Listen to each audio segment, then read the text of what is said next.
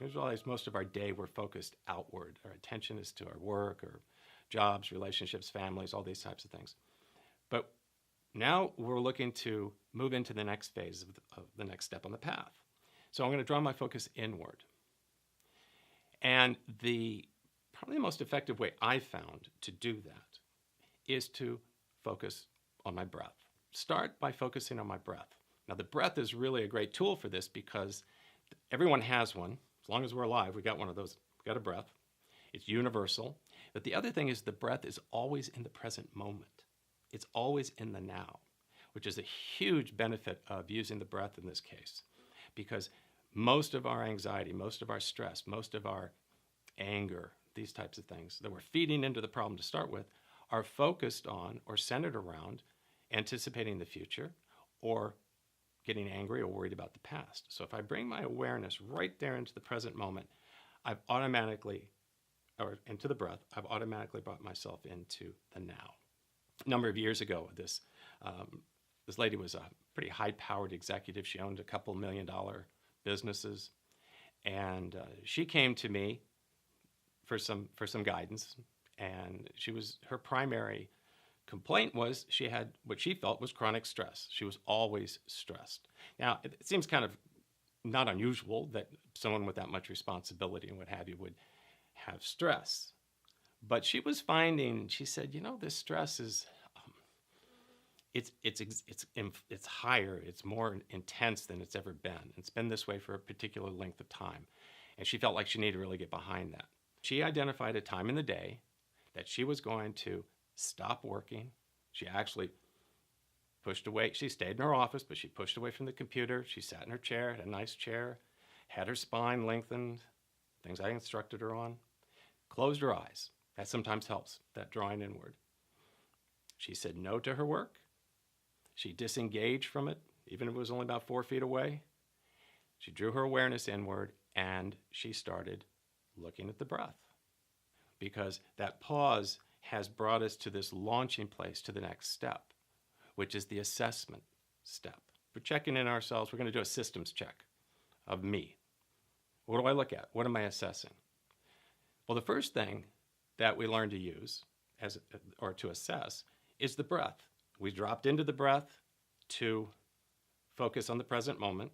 It's our launching pad then into the assessment phase. It's our connection between, our bridge between those two steps. We realize that the breath is our frontline assessment tool. Meaning that whatever's going on with the body, if the body is stressed or in pain, if I'm in mental or emotional stress or pain, even if my intellect is not identifying that, even if my mind is not really aware of it at the moment, that state of body or that state of mind will be reflected in the quality and the quantity of my breath. Years ago, I taught middle school, and one night I was at the dining table grading papers, and my daughter, who was young then, was sitting there doing her homework. And I was a little behind the power curve on getting these papers done, and I had a stack of papers like this to grade. And so I was feeling stressed. But anyway, it was quiet in the house. It was just us, and I'm grading papers. And pretty soon she says, "Dad, why are you so upset with me?" I was like, I didn't say a word. Why? What are you talking about? She said, "You keep sighing like you're frustrated with me." And I thought, well, honey, I'm not frustrated with you at all. And I started to think about, she's right. I was sighing. And I was sighing because I was holding my breath. I was holding my breath because I was stressed. And I was totally immersed in this situation with my papers. And so I had built this internal stress up.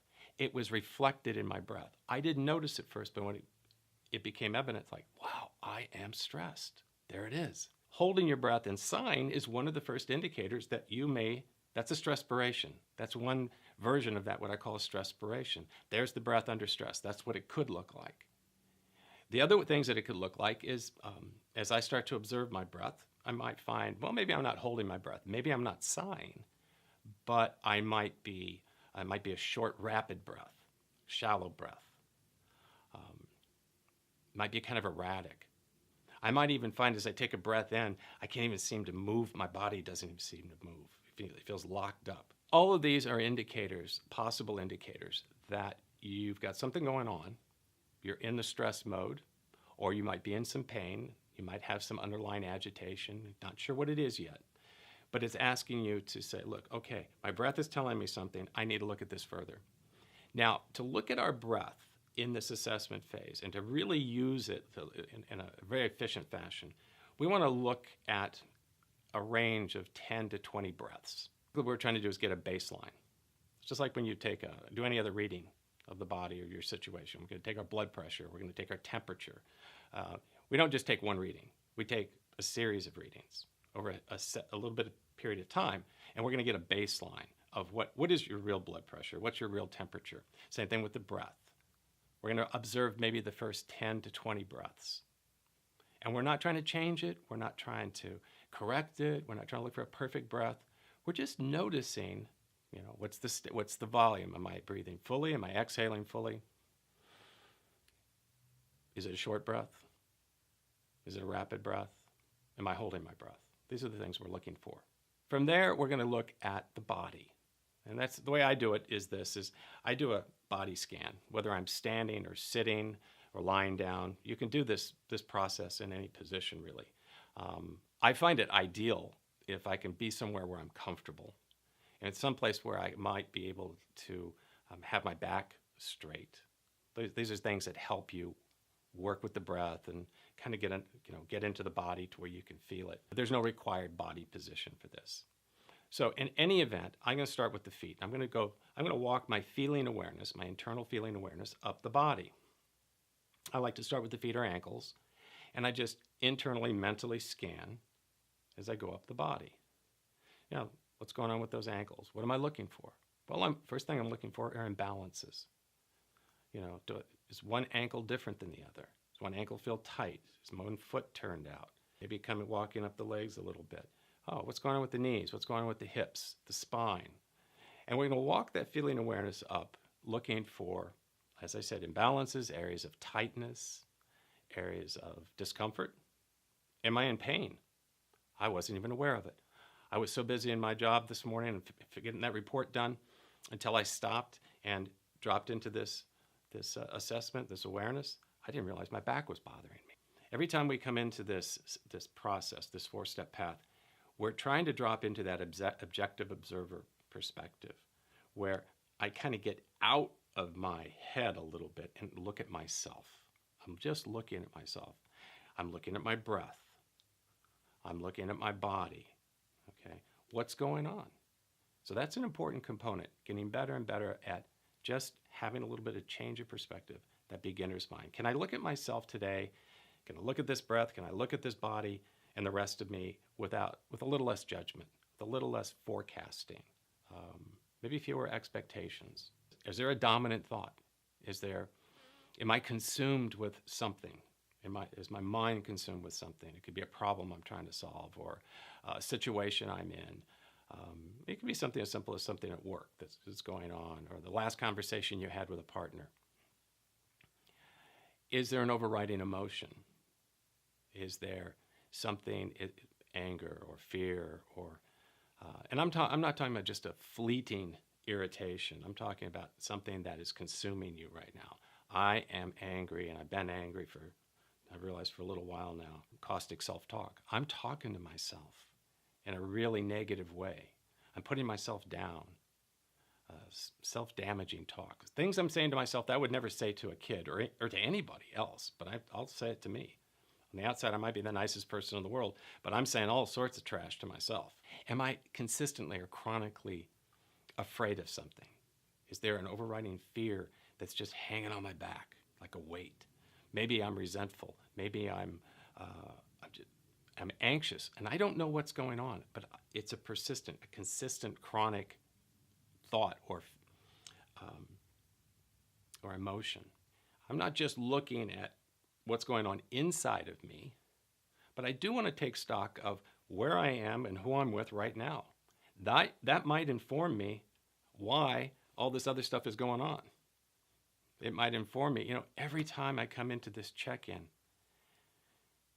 at a certain time of day, at a certain place, I'm at work at 4 o'clock in the afternoon, I find something. The client I was talking about when we were talking about the pause phase, I taught her this process. And so she was choosing to begin her check-in process, her P.A.T.H check-in, and it was actually 4 o'clock in the afternoon at work. She pushed back from the desk, as we discussed. She'd drop into that breath awareness, said no to her work, disengaged, didn't answer the phone, had the office not leave her alone for a few minutes. And she started to go through this same assessment process.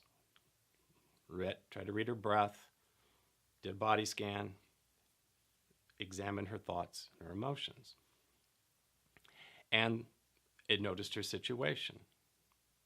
So the interesting thing with her is that she found that at that time of day, she was regularly angry.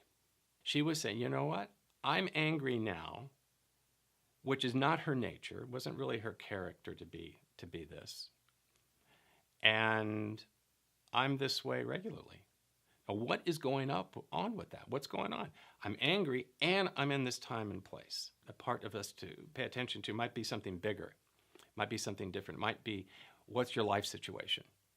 I might be in a relationship. It might be a job. It might be a cycle I'm in where I've come out of one damaging relationship. I'm just coming out of it and I'm watching myself go right into another one just like it. Or it could be a job of the same thing. I'm coming out of a job, I wasn't appreciated enough, I wasn't paid enough, for instance, and I left there and I'm making a choice to go into a same kind of situation. So that could be causing you some real concern, some real imbalance, some really loud noise, some life pain. What I did with the client is she identified this anger. And in the assessment phase, after she identified being angry at 4 o'clock in the afternoon, Monday through Friday, she reflected on the situation and did a little bit more contemplation. What she discovered in her own rumination was that on a fairly regular basis every day, she had certain regular interactions with an assistant. Okay, and what was happening is this assistant they weren't working up to their job.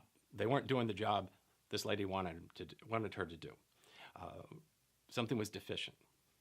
But being nice and not confrontational, she would accept the inferior work, whether it was a report or something else of that nature, and she wouldn't say anything. She'd accept it. She'd notice, this is terrible. This isn't what I wanted. But then she'd just suppress it. She'd push it down and let the day go. And then when she'd check in with herself at about 4 o'clock in the afternoon, because these interactions usually happened around earlier in the morning, she had been festering all day. She realized, I've been angry. I've had this level of anger and frustration all day. She found her loudest noise, because that's what we're looking for in this assessment process. What's my loudest noise? What's really getting my attention? Is it my body? Is it a body thing? Is it a mind thing? Is it a thought or an emotion thing? Or is it kind of more situational?